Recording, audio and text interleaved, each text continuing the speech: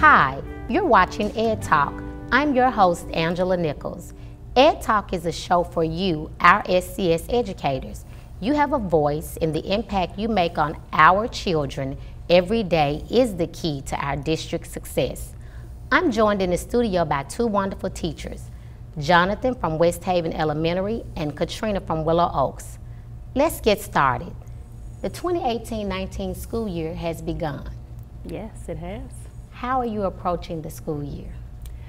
This has been a really great opportunity and a great school year for me because I am doing something new, something that I didn't do last year. I've had to do a lot of research to get myself into this school year. Okay, Johnathan? For me, I approach each school year the same. I focus on where my students need to be at the end of the year, and then I sit down and I envision what are all the little steps that I need to do in order to get them to that place. And then on the first day of school, I start implementing those things. Okay, so you both sound like you have been approaching the school year. What have you done to get to the point where you are now? Like I said, this school year has been different for me because I've switched grades and I've also switched schools.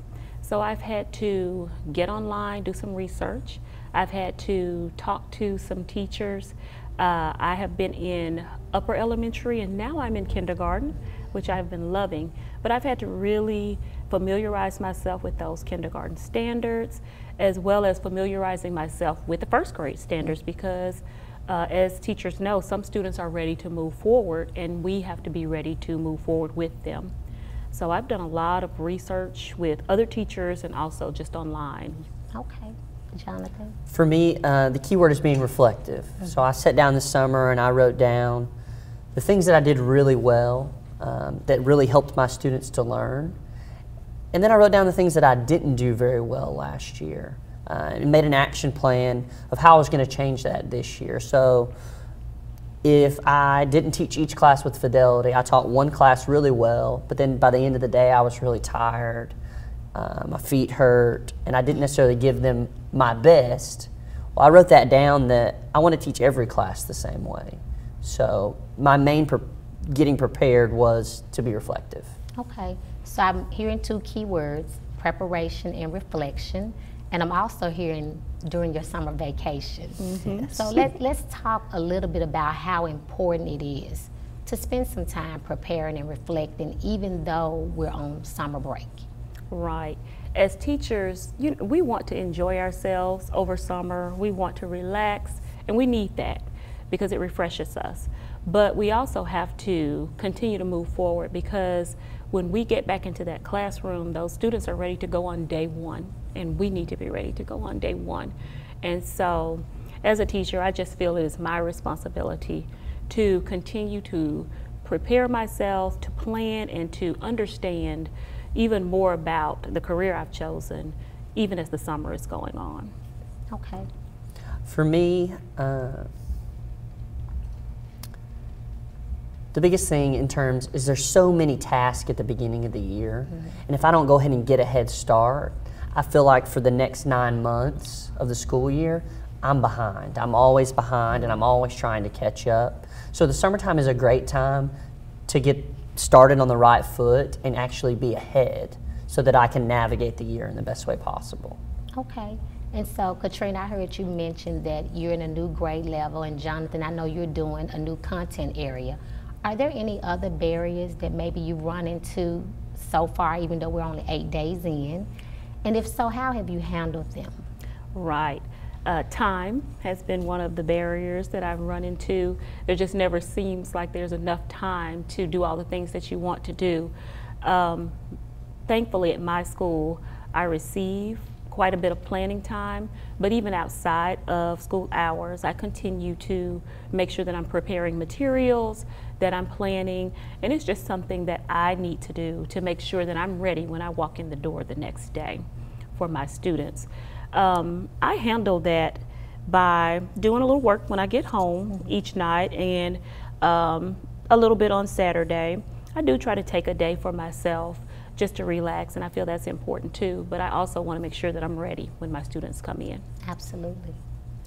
One of the biggest roadblocks is that there's a lot of influx of students throughout these first few weeks. There's a lot of changes that, to be honest, are out of my control.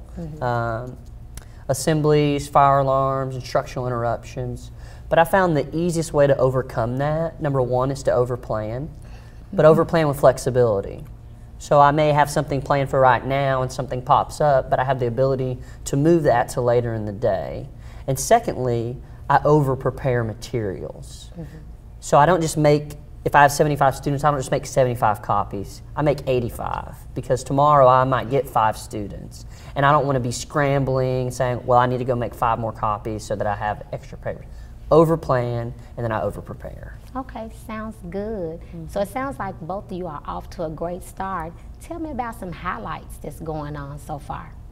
Well, having moved back to lower elementary or kindergarten, I was actually telling a friend of mine the other day that I had forgotten how funny students were, how funny the kids were. And so I have just really enjoyed being around the kids and their energy and their love for learning. I've also enjoyed reconnecting with parents, because when they're in kindergarten, their parents are very involved. They see the teacher's face often, and I love that. I love connecting with the parents and with the kids. Okay.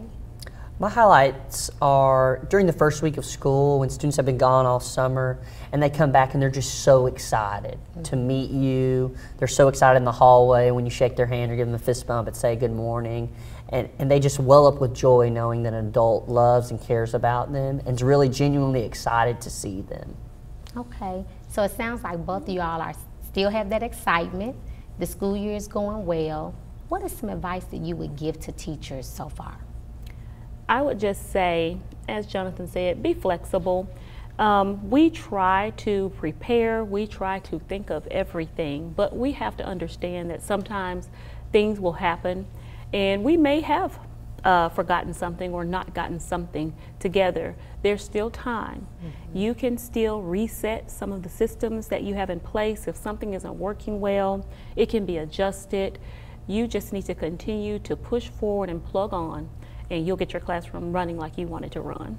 Okay. One piece of advice that I would give would be control your spheres of influence. And what I mean by that is there's a number of tasks and things that I can control throughout the day. But then there's also a number of situations and things that I can't control, whether there's a fire alarm or assembly or something's happening that's all around out of my control. So control the things that I can control and do the best that I can to let the other things go.